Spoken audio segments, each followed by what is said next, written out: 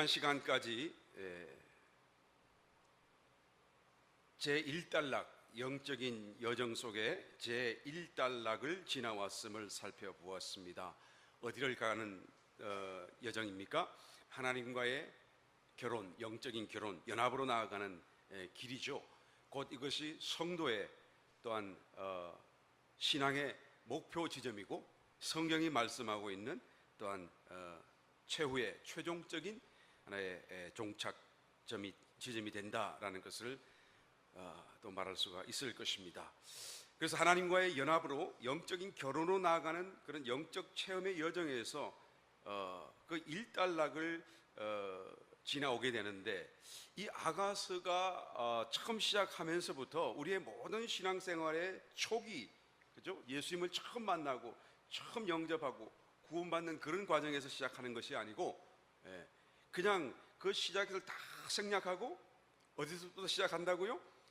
바로 주님을 실제적으로 만나는 그런 어떤 영적인 단계, 성장한 단계, 어떤 그런 영적인 어떤 수준에서 시작하는 것이죠. 어느 정도로요? 입 맞추는 1장에서 나왔잖아요. 1장이죠.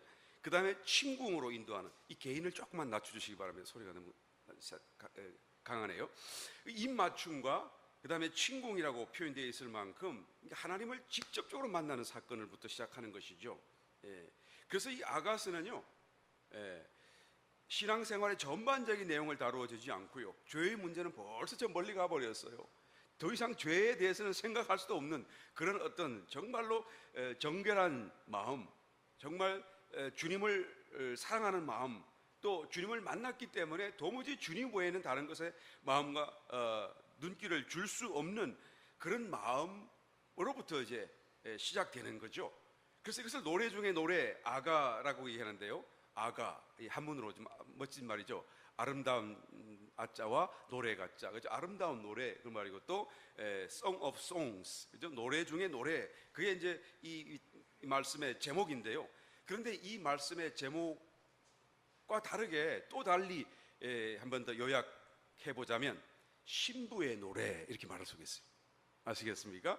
우리 모든 성도가 결국에는 다 하나님의 신부요, 하나님의 아내요, 그리스도의 아내요, 그리고는 하나님과 더불어 영원히 한 몸으로서 영광 중에 하나님의 아들들로 살게 되겠지만요, 그러나 그 영원한 세상이 시작되기 전에 예수님이 재림하시고 천년 왕국이 있고 뭐 그런 어떤 하나님의 경륜 속에 어떤 시기와 시절이 있잖아요. 그래서 예수님이 재림하셨을 때 혼인잔치를 하게 될 것입니다. 그 혼인잔치에 우리 성도들이 참여를 하게 되는데, 그 참여하는 성도들 중에도 물론 참여하지 못하는 성도도 있어요, 그죠? 그 얘기는 하고 싶지 않네요. 그건 빼버리고, 하게 되는 성도들 가운데서도요, 다 신부가 되는 것일까요? 아니죠. 신부가 되는 성도가 있고, 또 그 중에 열처녀 비유 속에 나오는 5 슬기로운 처녀들처럼 그 신부를 태우고 가는 가마를 앞장서서 인도하며 길을 밤길을 밝히는 덩을 들고 가는 처녀들과 같은 그런 신부의 친구와 같이 우인들로서 참여하는 사람이 있을 것이고, 그렇죠? 그 다음에 또 심지어는 게스트 같이, 하객과 같이 참여하는 성도도 있을 것입니다. 그래서 다 같이 신부가 되는 것이 아닐 텐데, 곧 이 아가스는 모든 성도의 그런 최종적인 형편과 최고의 그런 어떤 선망의 대상으로서의 어떤 신앙생활과 어떤 열매 결실을 얘기하는 것입니다만, 그러나 정작은 결국 알고 보면 모든 성도가 다 이 아가서에 나오는 그런 영적 상태와 어떤 열매로 나아가지 못하고 정말로 신부로서 주님과 혼인잔치에 참여할 그 사람들을 위한 하나의 말씀이다 라고 할 수가 있는 거죠. 그러니까 이 아가서야말로 성경 중에 가장 어떤 높은 경지를 다루고 있고, 또 실제적인 그런 어떤 영적 상태를 우리에게 소개해 주고 있는 것입니다. 그렇다고 해서 이것이 비단 꼭 신부에게만 해당되는 말씀이라고 그래서 이것은 신부가 아닌 성도에게는 다 이게 필요 없느냐? 또 그건 아니죠. 왜 그렇습니까? 영적인 원칙이라는 면에서 있어서는 모든 것이 다 적용되어지잖아요. 영적인 원칙이라는 것은 이 신부에게도 영적인 원칙이 적용되는 어떤 원칙이 있다고 한다면 그 원칙은 신부가 되지 못할 성도에게도 그대로 적용되기 때문에 이 말씀은 여전히 우리 모든 성도에게도 그대로 다 필요한 것이다. 그러나 정말 우리가 원하기는 이 아가서에서 말씀하는 그 본래적인 신부의 위치에까지 우리 모두가 다 꼭 나갈 수 있게 되시기를, 또 그것을 열망하게 되시기를 예수님의 이름으로 다시 한번 축원드립니다. 그래서 제 1단락을 지나왔어요. 예수님을 만났어요. 하나님을 직접 만났어요. 그냥 환상을 보는 정도가 아닙니다. 그냥 기도의 응답을 받는 정도가 아닙니다. 정말로 자기의 그런 영의 눈으로 영이신 주님을 만났고 정말 그 충격이 너무 커서 자기 병이 날 정도예요. 이 연애를 다 견디질 못하겠어요. 그러니까 마지막 2장 7절에 뭐라고 그랬죠? 예루살렘 여자들아, 내가 너로와 덜 사슴으로 너에게 부탁한다. 내 사랑이 원하기 전에는 흔들지 말고 깨울지 말지니라. 그죠? 약간의 시간이 좀 지나가게 되는 것을 얘기하는 거죠. 왜? 무슨 시간이 필요한 것이죠? 내가 좀 더 영적으로 더 좀 건강해지고 저 영적으로 좀 더 강력해지는, 영적 생명력으로 더 충만해지는 어떤 그런 내면의 성숙, 어떤 면에서는 그죠? 겨울을 지나가는 것이다라고 말할 수 있어요. 겨울철에는 바깥에 있는 나무의 옷이 다 벗잖아요, 그죠? 잎이 다 떨어지고 그 속살이 다 드러나게 되죠. 그래서 마치 죽은 것과 같이 보일지 모르겠지만 사실은 죽은 것이 아니요, 또 성장을 멈춘 것 같아 보일지 모르겠지만 사실은 성장을 멈춘 게 아니요, 땅 밑으로 지금 뿌리를 더 견고히 내리고 있는 중에 있죠. 맞습니까? 그것에서부터 더 영양분을 축적하고 있는 거예요. 그래서 다시 새로운 어떤 삶을 위해서요, 바로 이와 같은 상황으로 이제는 흔들지 말고 깨우지 말지니라. 그리고 1단락이 끝났어요. 이 신부는 너무 주님을 사랑했어요. 그죠? 일편단심, 비둘기의 눈과 같은 그런 마음으로 고정되었어요. 오늘 2장 8절로부터 그 다음에 그러면 어떤 사건이 일어나는 것입니까? 그 다음 단계는 무엇이 일어납니까? 우리가 이 말씀의 내용을 다 좀 듣고 깨닫고 이해하고 있어서요, 지금 당장의 내 신앙적인 삶이 이와 같지 못한다고 할지라도 곧 그렇게 되기를 갈망하시고, 또 그렇게 될 때 당황하지 말고 이 말씀 그대로 여러분 침착하게 진행해 주시기를 부탁드리겠습니다. 할렐루야. 2장 8절 말씀 보겠습니다. 나의 사랑하는 자의 목소리구나. 보라, 그가 산에서 달리고 작은 산을 빨리 넘어오는구나.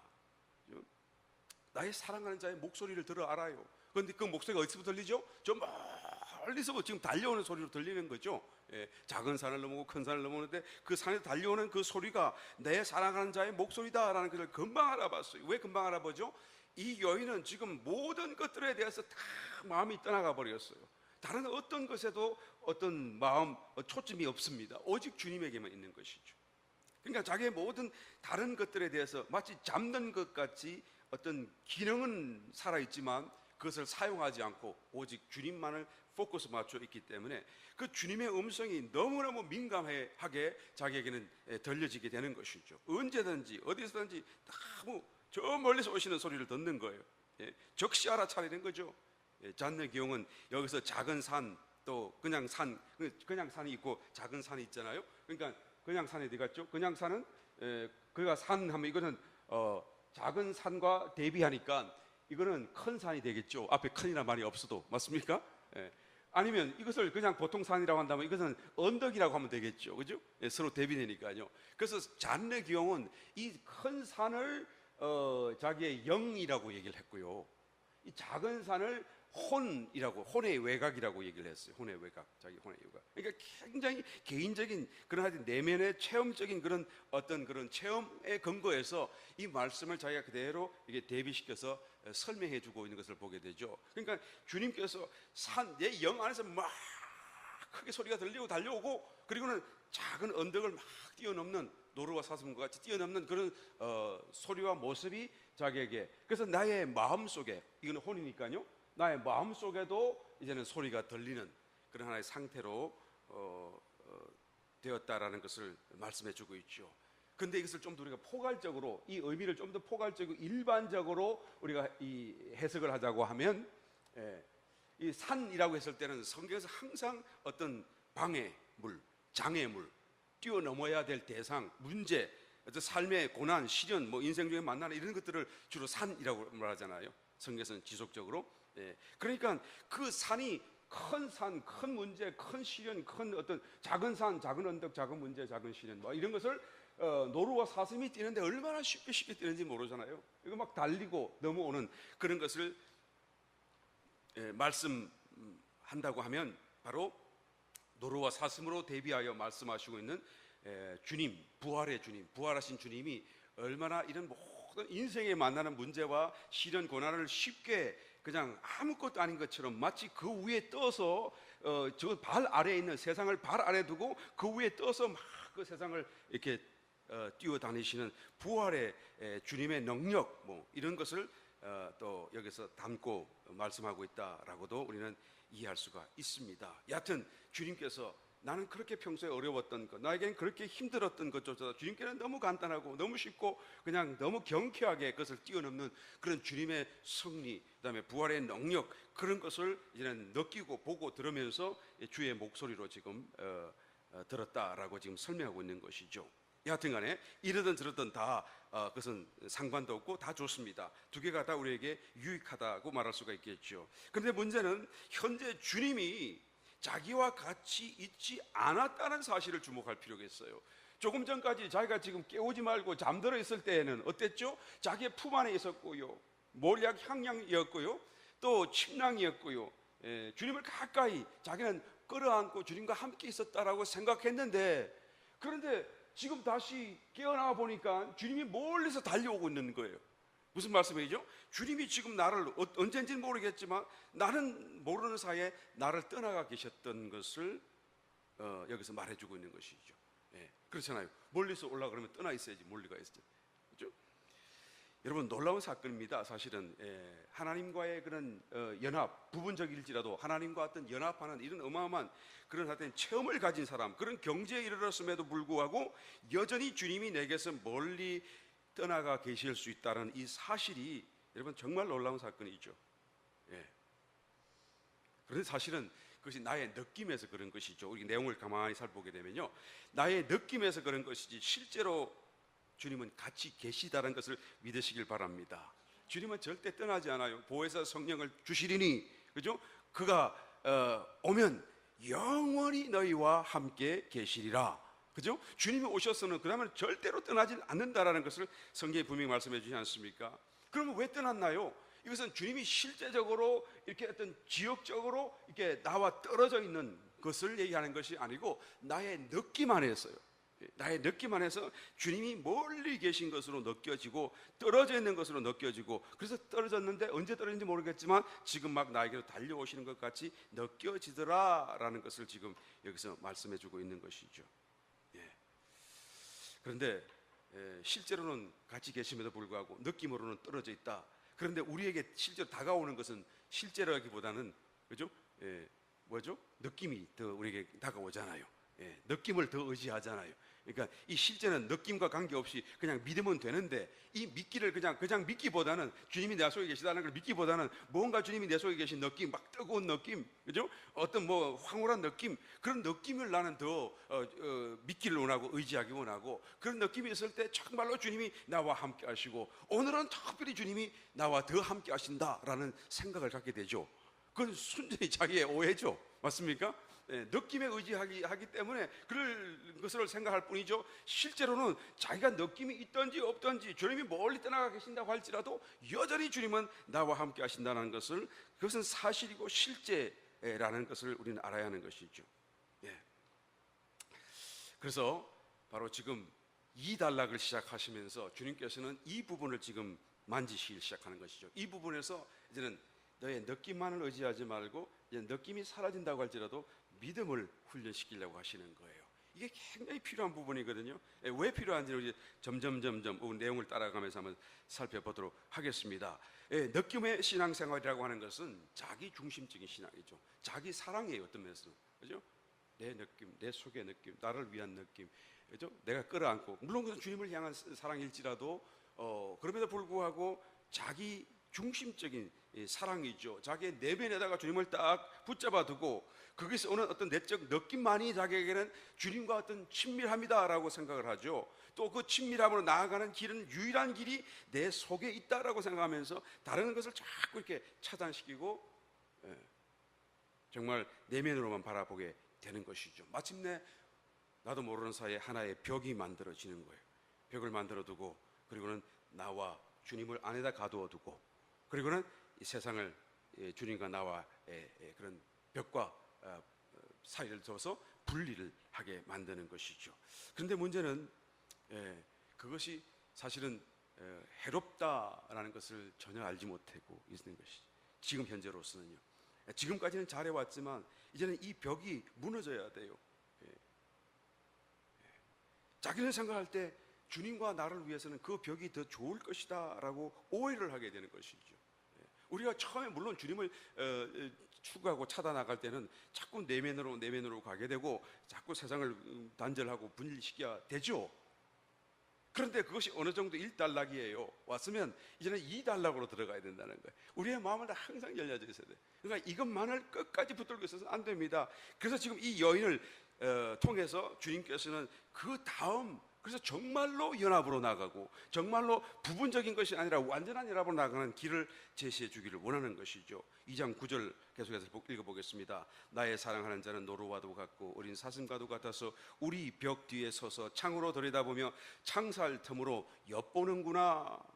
그죠? 이 여인은 말이죠, 그 벽이 나의 벽이 될 뿐만 아니라 우리의 벽이라고 얘기하고 있어요. 다시 말하면 주님도 이 벽을 좋아하실 것이다 라고 생각하는 것이죠. 그래서 그 벽으로 인해서 주님과 자신을 그 안에다가 두게 되고 세상과 다른 모든 것을 그 밖으로 분리하여 이제 둘 수 있다라고 오해하고 생각하고 주님도 그것을 기뻐할 것이다라고 생각해서 그것은 우리의 벽이다라고 말하는 것이죠. 정말 이 여인은 많은 때에 주님과의 교제를 통해서 내면의 교제를 통해서 안식도 누렸고요, 또 유쾌했던 그런 하나의 낮 시간들을 보내기도 했고요. 그리고는 또 언제든지 자기가 마음속에 다 이게 침잠에 들어가면 거기서 주님을 만날 수가 있었고요. 그러니까 이 여인에게 있어서는 다른 환경이나 외부적인 어떤 것들, 다른 만나는 사람들, 또 어떤 뭐 어려운 일까지도 심지어는 아무것도 자기는 개의치 않을 수가 있는 거죠. 자기는 아무런 어떤 의미가 없는 거예요. 자기는 가장 큰 보화를 가졌으니 이 기쁨만 있으면 다른 세상이 어떻게 뭐 되더라도 할지라도 그것은 나와 상관이 없다라고 말할 수 있는, 그래서 정말로 벽 속에 나와 주님을 함께 두고 이제는 계속 내면으로만 찾아 들어가게 되는 것이죠. 단지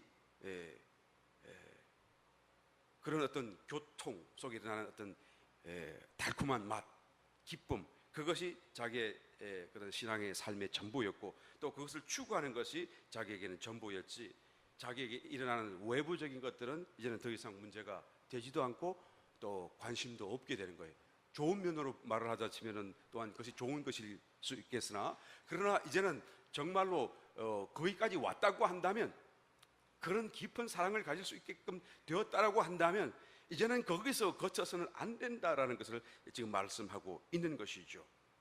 그래서 이 여인은 계속하여 바깥에 있는 일상적인 일까지도 자기가 해야 될 어떤 본분, 도리마저도 이제는 별로 개의치 않고 정말 어떤 면에서는 이렇게 되든 별로 마음에 두지 않는 그런 상태가 된 것이죠. 여러분, 변화산상에 베드로, 야고보, 요한이 주님과 함께 올라갔는데요. 올라가는데 주님이 갑자기 옷이 벗기고 그냥 빛이 나고 하얗게, 그리고는 엘리야가 서 있고 모세가 서 있고 너무 놀랬잖아요.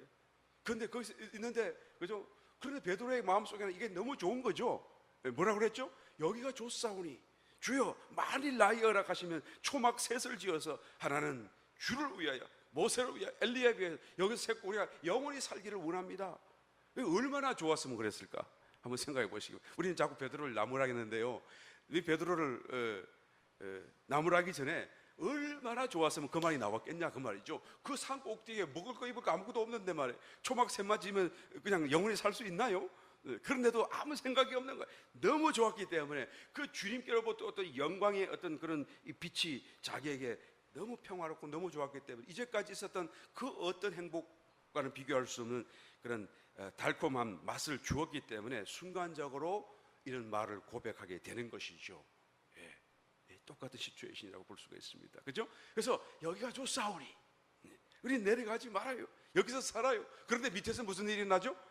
밑에서는 지금 귀신 들린 아이를 데려와가지고 말이죠. 이 아이가 막 불에 뛰어들고 물에 뛰어들고 막 그 아버지는 고민 속에서 이 아이를 고쳐달라고 그냥 사정하고, 또 믿음 없는 제자들은 그를 위하여 뭐 기도하는 신용은 하지만은 귀신은 떠나가지 않고 어마어마한 그런 고통과 문제와 영적 전쟁 속에서 지금 주님이 오시기만을 기다리고 있잖아요.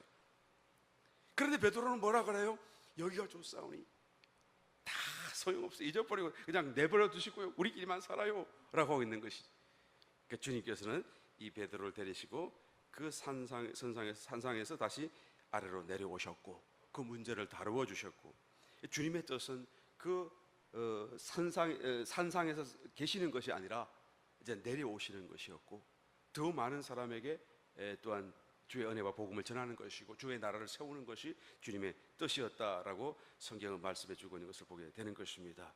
그래서요, 이 여인은 마치 그와 같이 자기의 내면만을 향하고 자기의 벽을 쌓아두고, 그리고 거기다가 여기가 좋사오니 그리고 주님만을 그 속에 가두어두고 우리가 떠나지 말자고 말하고 있는 것이죠.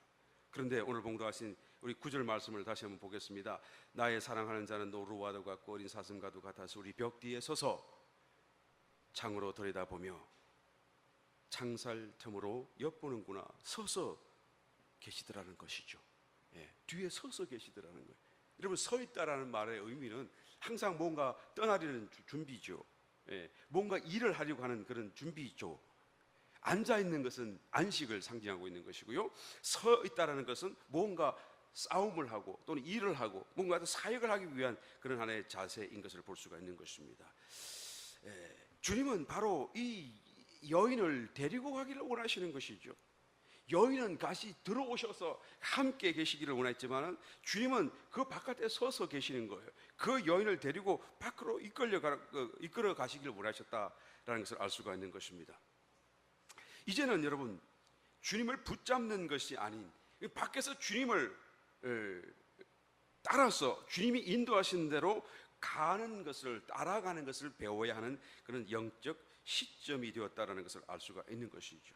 주님을 따라가는 것을 배워야 하는 때, 주님의 말씀을 신뢰하는 것을 배워야 하고, 주님을 따라서 높은 산, 작은 산, 언덕 이런 것을 막 뛰어다닐 수 있는, 넘는 것을 배워야 하는 그런 하나의 때라는 것을 우리는 알아야 하는 것이죠. 주님의 그 임재의 느낌만을 의지하지 말고 어떻게 하죠?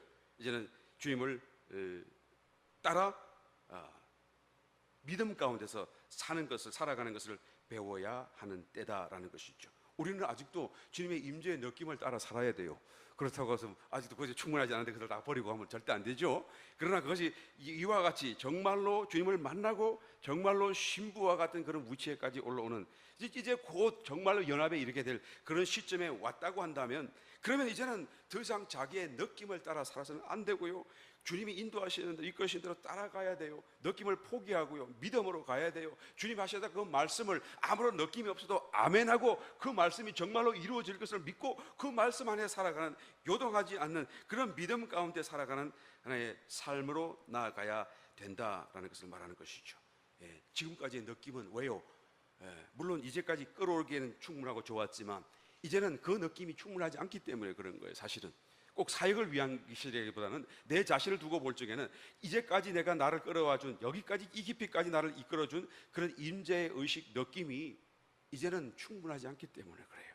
완전한 연합으로 가기 위해서는 이 임재의 느낌과 의식이라는 것은 곧 내가 느끼는 것이었지요. 이제는 내가 느끼는 것이 아니라 이제는 나의 내면에서, 이제는 이제까지 내 옛사람이 느끼던 그런 수준에서가 아니라 이제는 새 사람으로서 느끼는 영적인 어떤 지각으로 나아가야 되는 거예요. 이건 좀 이따가 좀 더 자세히 한번 설명드리도록 하겠습니다. 서서 계시다. 노루와 어린 사슴, 여러분, 노루와 어린 사슴과 같이 주님이 이제 바깥에서 창으로 들여다보며 창살 틈으로 엿본다. 그죠? 노루와 어린 사슴은 순간적으로 사라지잖아요. 여러분 한번 체험해 보시면 아시겠습니다만, 그죠? 뭔가 딱 봤는데, 발견했는데 하고 딴 것에 눈을 돌리보면 금방 없어져 버렸어. 예. 정말로 순간적으로 사라지는 어떤 그런 모습, 느낌이 바로 이 노르고 어린 사슴으로 비유되고 있는데요. 주님이 순간적으로 사라져 버리는 것이죠. 예. 그 창살 틈으로 이렇게 보고 계시다가 순간적으로 사라져 버리고, 그렇다고 해서 정말 떠나는 건 아니죠.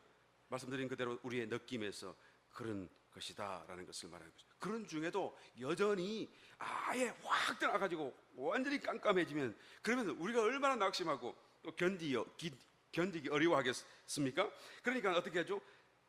주님께서 창살 틈으로든지 그런 작은 틈으로도 이렇게 보고 계시다라는 것을 우리가 느끼고 볼 수 있도록까지는 주님께서는 여지를 남겨두시는 것을 보게 되죠. 할렐루야.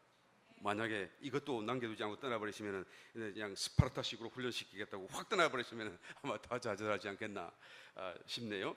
자, 우리 계속해서 읽어보겠습니다. 10절, 나의 사랑하는 자가 내게 말하여 이르기를. 그러면 이제부터 누가 하는 말씀입니까? 왕이 하는 말씀이고 주님이 하는 말씀이겠죠. 나의 사랑하는 자가 내게 말하여 이르기를.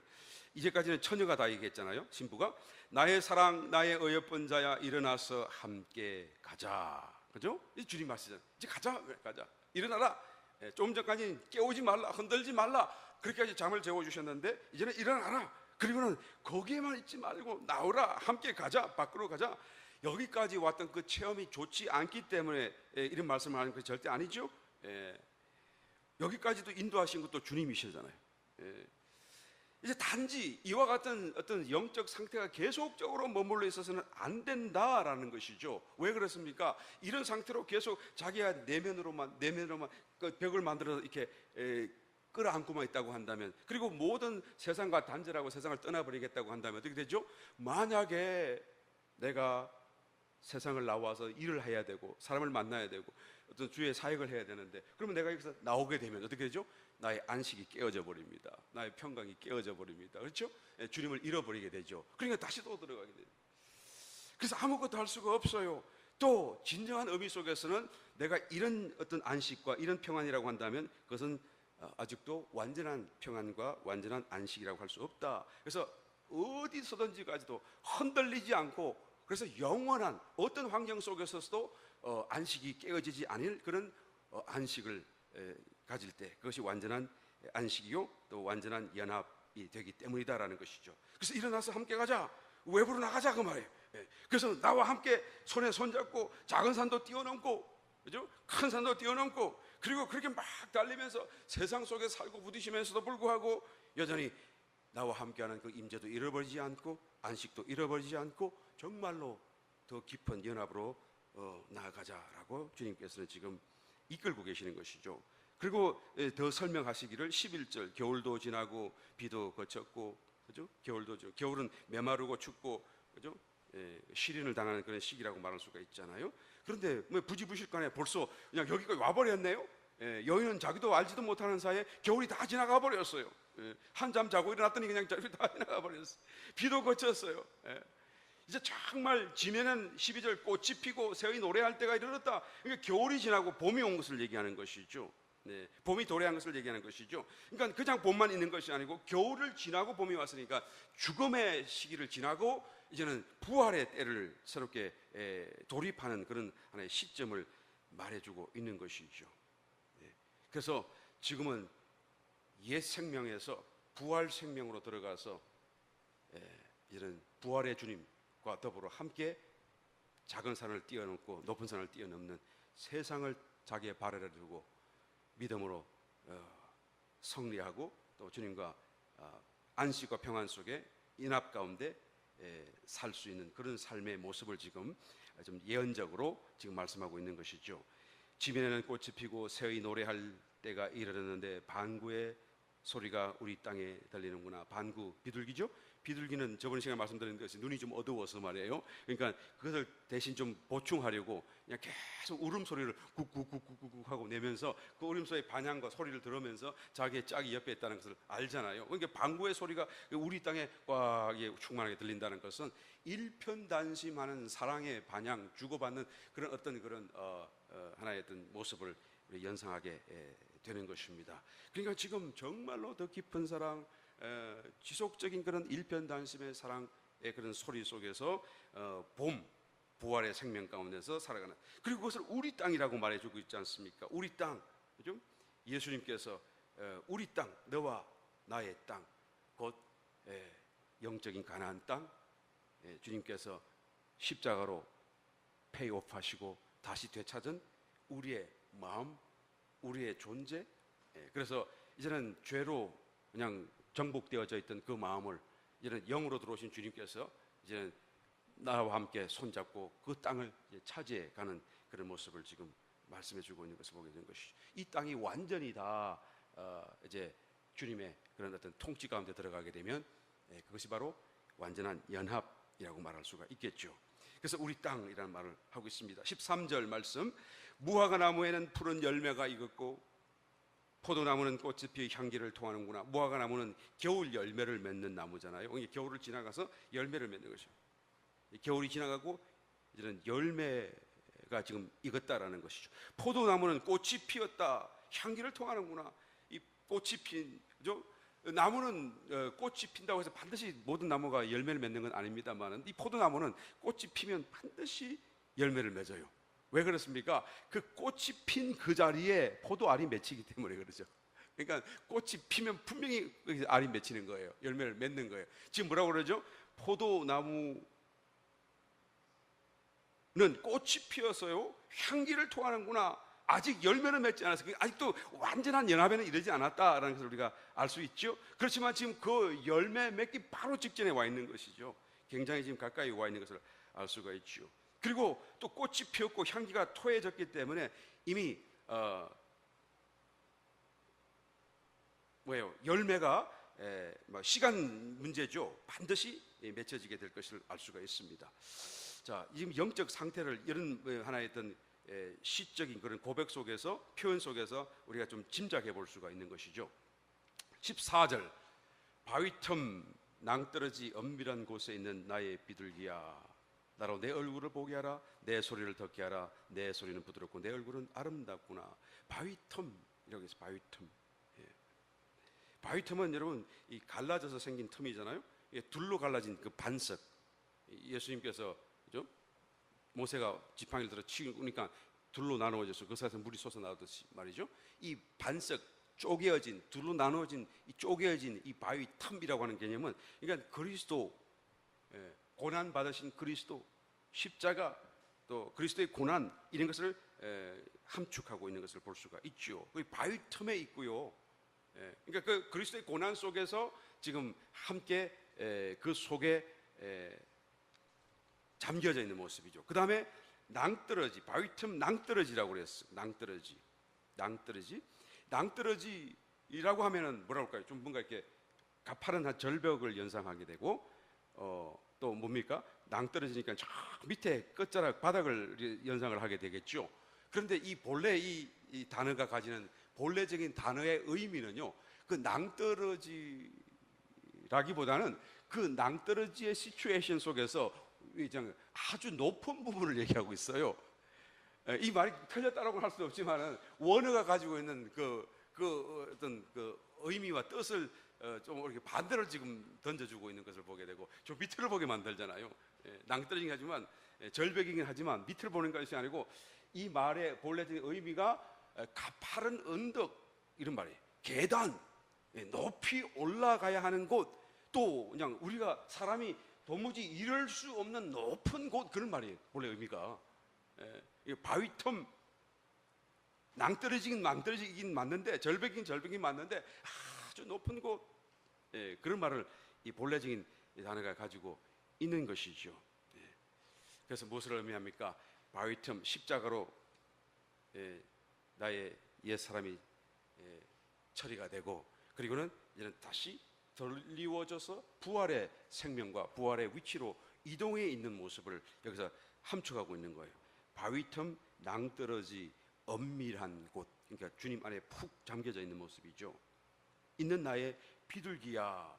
이 말씀 속에 말이죠, 이 여인이 얼마나 지금, 빌립보서 한번 찾아볼까요? 빌립보서에도 동일한 고백이 있는데 이 여인이 지금 현재적으로 그 영적 상태가 현주소가 어디냐?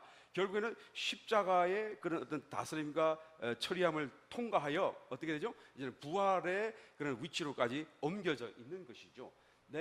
이건 사도 바울이죠. 그리스도와 그 부활의 권능과 그 고난의 참여함을 알려하여 그의 죽으심을 본받아 어찌하든지 죽은 자 가운데서 부활에 이르려 하노니 내가 이미 얻었다 함도 아니요 온전히 이루었다 함도 아니라 오직 내가 그리스도 예수께 잡힌 바 된 것을 잡으려고 쫓아가노라. 그렇죠? 부활의 권능을 참여하려고, 그죠?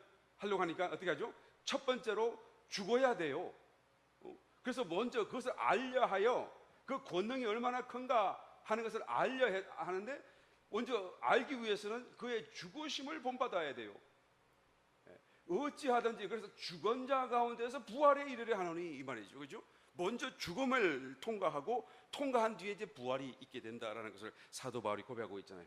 그래서 이 사도 바울도 지금 아가서에 나오는 이 여인처럼 바위 틈 낭떠러지에 지금 들어가 있는데요. 그런데 하는 말이 뭐죠? 내가 이미 얻었다 함도 아니요 온전히 이루었다 함도 아니라 완전한 연합이 아직 아니다라고 얘기하고 있는 것이죠. 근데 나는 이것은 사도 바울이 좀 겸손하게 한 말씀이 아닌가 저는 그렇게 생각을 합니다. 왜 그런가 하면 이 말씀을 기록할 때, 빌립보서 기록할 때 이제 사도 바울이 한 4, 5년 뒤에는 이제 순교를 당하거든요.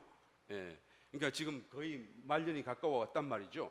그러니까 이미 이제는 자기는 그냥 정말 신부로서 주님과 그냥 거의 연합에 이르렀을 텐데도 불구하고 아직도 나는 뭐라 그러죠? 이미 얻었다 함도 아니요 온전히 이루었다 함도 아니라 오직 내가 그리스도 예수께 잡힌 바 된 그것을, 그래서 한 번 만났던 그 어떤 감동, 그 인상이 나를 지금도 이끌고 있고 나도 그것을 잡으려고 쫓아간다 그 말이죠. 5공방, 6공방, 7공방 간다 그 말이에요.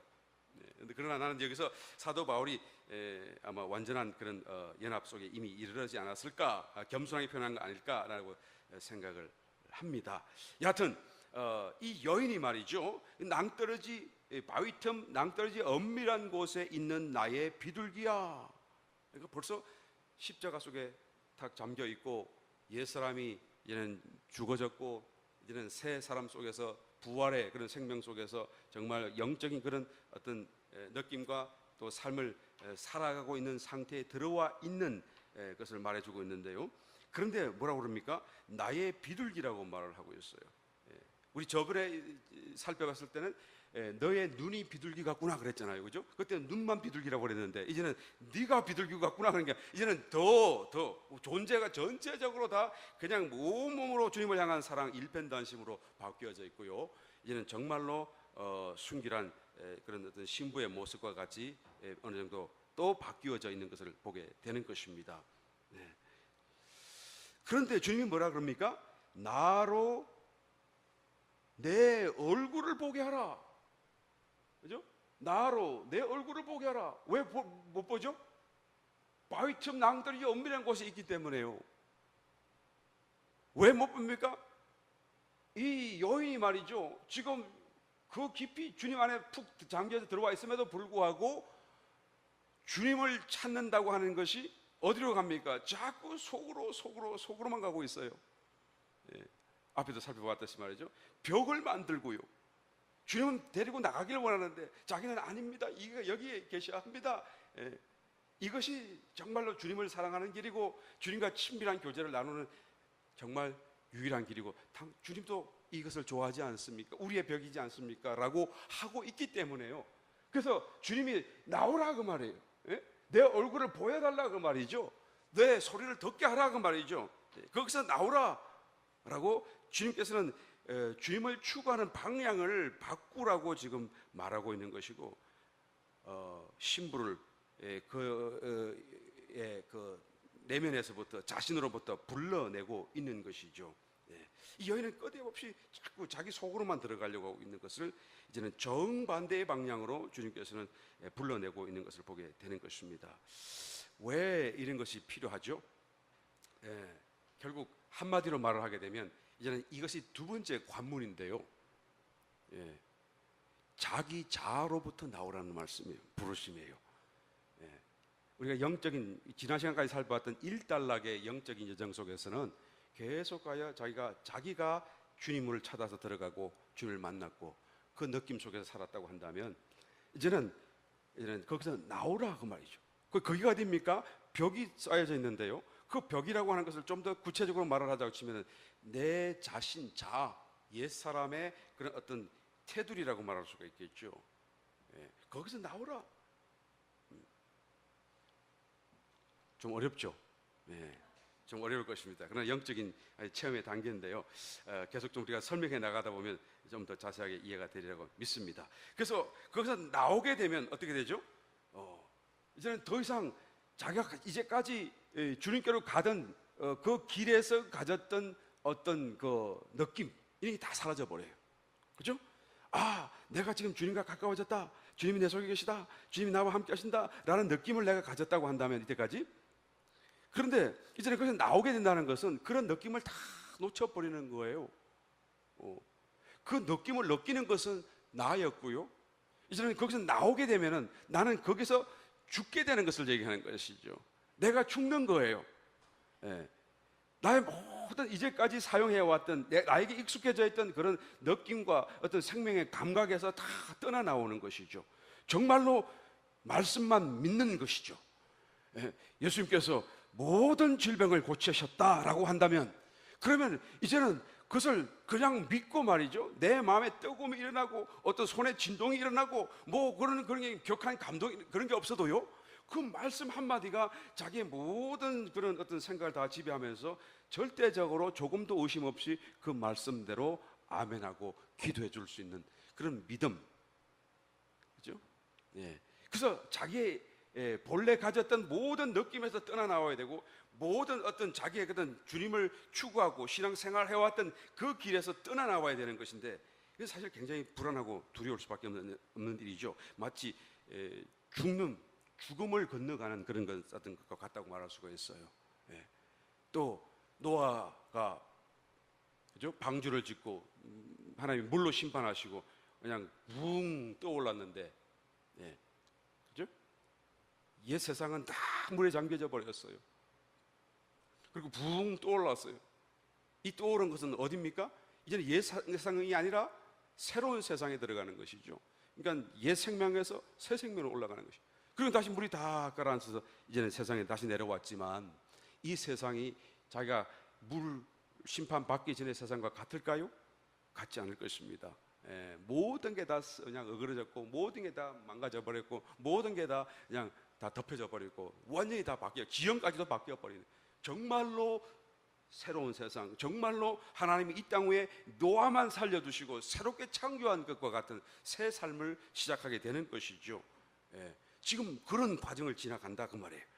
우리 내면에서 말이죠. 내가 이제까지 살아왔던 나의 신앙, 나의 어떤 느낌, 나의 어떤 확신, 나의 어떤 그런 믿음의 길, 이건 주님의 말씀이야. 이건 주님의 음성이 맞아. 그리고 이렇게 하는 것은 주님이 지금 나와 동행하시는 어떤 느낌이야. 라는 이런 걸 전부 다 떠나 나오는 거예요. 정말로 다시 시작하는 거죠. 어떤 면에서는 정말로 아무것도 옛 생활과 연결되어서 확인할 수 있는 것이 전혀 남지 않아 버리게 된 그런 상태로 바뀌는 것이죠. 나로 내 얼굴을 보게 하라, 내 소리를 듣게 하라, 나오라. 여러분 정말 대단한 사건입니다. 옛 성품이요 여기서부터 진짜로 죽는 것입니다. 여러분 기억해 두세요. 옛 성품이 여기서부터 죽어요. 그 전까지는 옛 성품이 죽는 게 아니고 조금 개선되는 수준입니다. 예수님 믿는다고 해서 자기를 좀 죽이고 그죠? 막 뺨 맞고 화는 나지만은 또 이렇게 괜찮은 척하고 뭐 그런 수준이었다고 한다면 여기는 정말로 뺨을 맞아도 정말 화가 나지 않는 할렐루야. 정말로 달라질 수밖에 없는 하나의 다른 차원, 다른 생명으로 완전히 돌입하여 들어가는 하나의 시점이 여기에 있는 것입니다. 그래서 그 바위 틈 낭떠러지에 있는 내 비둘기야, 너는 나에게 얼굴을 보여다오. 나오라. 너의 소리를 듣게 하라. 나와 같이 가자. 지금 주님이 초청하고 있는 것이죠. 이것은 우리에게는 조금 더 멀리 보이는 하나의 어떤 경지와 체험일 것 같아 보이긴 하지만 그러나 여러분 멀지 않다라고 기대하시고 믿고 달려가게 되시기를 좀 축원합니다. 곧 갈망하는 사람들에게 주어지시는 하나님의 은혜 과정이라고 믿습니다. 자, 그 다음에 15절 이까지 가야지 좀 우리가 이해가 되어지니까요. 우리를 위하여 여우 곧 포도원을 허는 작은 여우를 잡아라. 우리의 포도원에 꽃이 피었습니다. 이런 단계에 있는 사람이라고 한다면 조심해야 될 한 가지를 지금 말씀하는 거예요. 작은 여우, 포도원을 허는 작은 여우를 꼭 잡아라 라고 얘기하죠. 이런 큰 여우는 포도 열매를 다 따먹기 때문에 그냥 괜찮아요. 그런 대로. 네. 다시 또 맺혀지면 되는데, 작은 여우는 여러분 포도 열매를 따먹는 것이 아니라 아예 그냥 휘젓고 다니면서 그 가지를 다 부셔버리는 것이죠. 그러니까 아예 열매를 맺을 수 없도록 만들어 버려요. 예.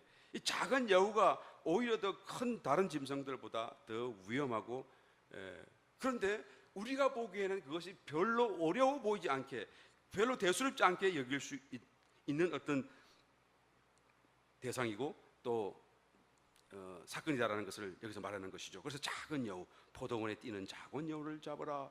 왜? 우리의 포도원에 지금 꽃이 피었다. 이제 막 향기를 바라고 이제 열매를, 꽃이 피었으니까 곧 그 이제 열매를 맺게 될 텐데, 바로 그 직전에 작은 여우가 막 다니면서, 이 작은 여우가 뭘까요?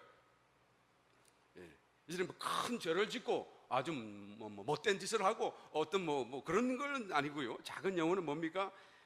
나의 옛 생명에 속한 어떤 작은 어떤 습관들, 자기를 돌아보고, 뭐죠? 큰 죄는 아닌데요. 이게 좀 어쩌면 좀 어리석음이라고 할 수가 있는. 그런데 이 작은 것이 결국은 결정적으로 이 영광, 그죠? 하나님의 이 어마어마한 연합 바로 직전에서 말이죠. 그 열매 맺는 바로 직전에서 그걸 다 망가뜨릴 수 있다라는 거예요. 얼마나 이게 심각하게 받아들여야 되는 것입니까? 험담은 물론 안 해야 되죠. 남 판단하고 정죄하는 건 물론 안 해야 되죠. 자기를 교만하는 것도 하지 말아요. 불평하고 이런 것도 하지 말아야 되죠. 그래서 벌써 떠나왔어요. 이 여인은 벌써 더 이상 아예 이런 거는 자기하고는 관계없는 일이 되어버렸습니다. 그런데 작은 여우가 뭘까요? 그러면 부정적인 어떤 언어 습관, 하는 것마다 이렇게 막, 그죠? 부정적으로 말하는, 나도 모르게 마음은 안 그러는데, 마음은 지금 기분 좋고 신나는데, 그런데 말은 툭툭 그냥 튀어나오는 말이 다 그냥 부정적인 언어 습관이 그대로 아직도 있어요. 이거 고쳐야 됩니다. 맞습니까? 그 작은 여우예요. 작은 여우예요. 나는 음식 타박 절대 안 해. 그러는 사람을 만나봤는데, 그런데 그분이 음식 타박을 항상 빠짐없이 하는 것을 내가 알고 있는데, 나는 음식 타박 안 해요 그러더라고요. 그래서 내가 얼마나 이게 앞뒤가 머리가 멍해지는지 그 말을 듣고, 자기는 모른다는 거예요. 작은 여우기 때문에 말이죠. 이 작은 여우를 좀 자세히 설명을 하면 좋겠는데, 이 자세히 설명하다 보면 그 목사님이 나 얘기하는구나, 그만 알아듣기 때문에 말을 할 수가 없어요. 그러니까 대략적으로 내가 말씀하고 넘어가려고 그래요. 작은 여우가 굉장히 중요하죠. 어떤 실제적인 범죄가 아니더라도 내가 감사를 하지 못하는 것도 작은 여우죠. 사랑해야 되는데 사랑하지 못하는 것도 작은 여우예요. 나는 괜찮다, 내가 나쁜 짓 안 하는데, 성질 때문에 늘 고민하는. 나는 처음에 그거 가지고 그렇게 고민을 하나. 어떤 분의 책에서 읽어보니까 자기의 그 성질을 고치려고 막 고민을 하는 걸 이게 막 적어놓은 건데, 남자가 대범하게 그냥 살지, 좀 그럴 수도 있고 저럴 수 있는 거지, 그걸 가지고 죄만 안 지면 되는 거지 그랬는데 말이죠. 조금 이렇게 성장하다 보니까 정말로 그게 중요한 부분이구나 하는 것을 느끼게 되더라고요. 그게 우리의 삶 속에 나타나는 작은 여우죠. 이런 수준에 이르렀다고 한다면 이런 작은 것들이 절대로 아무렇지 않다라는 것을 깨닫게 되시기를 했으면 축원합니다. 그러니까 우리가 지금서부터 이 작은 일에도 우리가 마음을 두고 고치고 또 하나님께 내어 맡기고 또 변화되도록 주님 손에 내어 맡길 수 있어야 할 것입니다. 그래서 얼굴을 보여다오, 소리를 들려다오. 그리고 하시는 말씀이 우리를 위하여 너와 나와 함께 합동으로, 네가 나에게 맡기면 내가 도와주마. 함께 합동으로 그 작은 여우를 우리가 잡자, 그 말씀이에요. 그래서 16절 17절은 그 주님의 말씀에 대답하는 거죠. 이 처녀가 대답하는 거예요. 뭐라고 대답합니까? 여기까지 하고 마칠 거예요. 나의 사랑하는 자는 내게 속하였고 나는 그에게 속하였구나. 그가 백합화 가운데서 양떼를 먹이는구나. 이 엉뚱한 동문서답을 하고 있어요. 사실은 내 목소리를 보여다오, 또 내 얼굴을 보여다오, 그리고 작은 여우 잡아야겠다 그랬는데, 예 주님 갈게요, 날 인도해 주세요 이래야 되잖아요. 그러는 말이 엉뚱한 소리. 나의 사랑하는 자는 내게 속하고 나는 그에게 속하였구나. 여전히 자기 중심적으로 자기가 지금 어디에 있나를 보고 자기가 어떤가를 얘기를 하고 있고, 그리고 그가 지금 백합화 가운데서 양떼를 먹이는구나, 순결함을 얘기하는 것이죠. 17절, 나의 사랑하는 자야, 날이 기울고 그림자가 갈 때에 돌아와서, 지금 이제 해가 뉘어뉘어 넘어가면서 그림자가 다 이렇게 져가는 그런 때에 돌아와서 내게로, 그죠? 내게로. 계속 자기 중심이에요. 나오라 그러는데, 이 대답이 너무 엉뚱한 대답이죠. 주님의 그 요구에 응하는 그런 대답이 절대 아닌 것입니다. 주님은 나오라 그러는데 자기는 절대 아닙니다. 나에게 계속하고 있는 거예요. 그래서 날이 기울고 그림자가 갈 때에 돌아와서 베데르 산에서의 노루와 어린 사슴 같이 되어 주세요, 그 말이에요. 당신이 나에게 있어서 노루와 사슴같이 작은 산, 높은 산 막 뛰어서 와서 나에게 오셔가지고 이제는 나에게 여전히 계속하여 노루와 사슴이 되어 주세요. 베데르 산이라고 하죠. 베데르 산이 뭐죠? 베데르 산은 이 분리라는 뜻이에요. 베데르라는 말 자체가 분리된단 말이에요. 이 분리의 산. 지금 분리하는 그런 시점에 서서 말이죠. 아니에요. 나는 여기 있을 거예요. 오히려 오세요. 오셔서 여기서 나의 노루와 나의 사슴같이 되어 주셔요. 나를 지키시고 나를 보세요. 나와 함께 있어요. 얘기하는 것이죠. 주님은 나오라고 하는데요, 이 여인은 계속하여 아닙니다, 여기에 있을 수 있어요, 여기에 있어야 돼요 라고 지금 말하고 있는 것을 보게 되는 것이죠. 계속하여 자기는 거기 있을 수 있다라고 생각을 합니다만, 그러나 사실 요 뒤에 이제 3장으로 넘어가면서 이제는 완전히 자기의 예상과는 다른 시츄에이션이 벌어지기 시작합니다. 주님이 떠나가셔요. 그래서 막 주님을 찾아다니게 돼요. 안 하니까 말이에요. 어떻게 하겠습니까? 주님께서 그냥 강제로 할 수 없으니까 주님께서 자기 자신을 살짝 숨기시는 것이죠. 그래서 절대적으로 우리가 이런 어떤 영적 수준에 이르게 됐다고 한다면, 이제까지 내가 성공적으로 해왔던 그런 어떤 신앙의 방법을 고수하지 말고 그것을 초계와 같이 다 내려버리고, 그리고 오직 주님이 하시는 대로 이끄시는 대로 이제는 느낌이 아니라 정말로 진정한 영적인 직접적인 느낌으로 나아가기 위하여 이 어떤 간접적인 느낌을 내려놓고 그냥 이제 아무 느낌 없는 상태에서 믿음으로 주를 따라가는 그런 삶 속에서 계속해서 주님을 따라가는 삶으로 살아가야 된다라는 것이죠. 만약에 우리가 지금 믿음으로 주님을 따라갈 수 없다고 한다면, 그러면 이제 이 시점에 온 사람으로서는 더 이상 느낌으로도 이제는 주님을 느낄 수가 없게 돼요. 그렇잖아요. 주님 가버리시니까 말이에요. 우리가 언젠간 아직 이런 수준 아닐지라도 주님의 임재를 한번 느꼈어요. 그런데 무슨 이유인지는 모르겠지만 그 임재가 사라졌어요. 그러면 다시는 그 임재를 다시 회복하기 어려워요. 만약에 그런 어떤 경험과 체험이 있다고 한다면 지금 주님이 그렇게 부르시는 것이죠. 동일한 원칙 속에서요, 이런 느낌만 따르지 말고, 느낌만 붙잡지 말고, 믿음을 갖고 느낌이 없어도 주님을 믿고 따르고 아멘하고 말씀대로 살아라 하는 얘기죠. 예수님께서 부활하신 후에 40일 동안 계속해서 바로 성천하여 하늘나라로 가지 않으시고요, 40일 동안 나타나셨다가 사라지셨다가 제자들 앞에서요 나타나셨다가 사라지셨다가 그러셨어요. 40일 동안. 왜 그러셨나요? 내가 너희들과 항상 함께 있다, 내 눈에 안 보이고 내 느낌이 없다고 하더라도 항상 있다라는 것을 마지막으로 교훈하시는 것이죠. 모든 거 다 가르치시고 모든 체험 후에 마지막으로 더해 주시는 체험이 그 40일간의 주님의 부활의 주님 나타나셨다가 오셨다가 가셨다가 언제 왔는지, 그죠? 갑자기 우리 더 같이 가시길 원합니다 했더니 그냥 언제 보니까 또 없어져 버리시고, 그죠? 주님이 항상 없어지신 게 아니라 함께 하신다는 사실을 제자들이 깨닫고 그런 믿음의 삶으로 나아가도록 하시기 위함이었다라는 것이죠. 자, 그래서 이제 3장 이후로 이와 같이 주님이 떠나시고 다시 한번 더 깊은 연합의 길로 인도하시는 말씀을 다음 시간에 계속 살펴보도록 하겠습니다.